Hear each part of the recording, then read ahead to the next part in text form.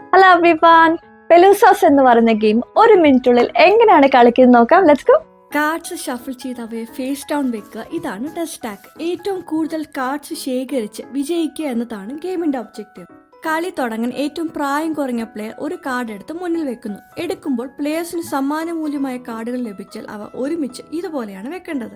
3 open cards വരെ ഒരു player safe ആണ്. അതിനുശേഷം കൂടുതൽ പോയിന്റ്സിനായിട്ട് കാർഡ്സ് എടുക്കുന്ന സമയത്ത് മാച്ചിങ് നമ്പർ കിട്ടിയാൽ പ്ലെയർ ഫസ്റ്റ് ആകും.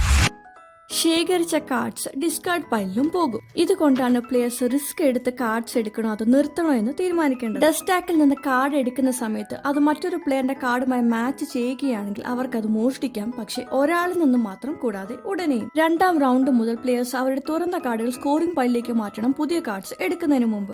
ഡസ്റ്റാക്കിലെ കാർഡുകൾ തീരുമ്പോൾ കളി അവസാനിക്കും. അവസാനം ഏറ്റവും കൂടുതൽ പോയിന്റുകൾ നേടിയ പ്ലെയർ വിജയിക്കും.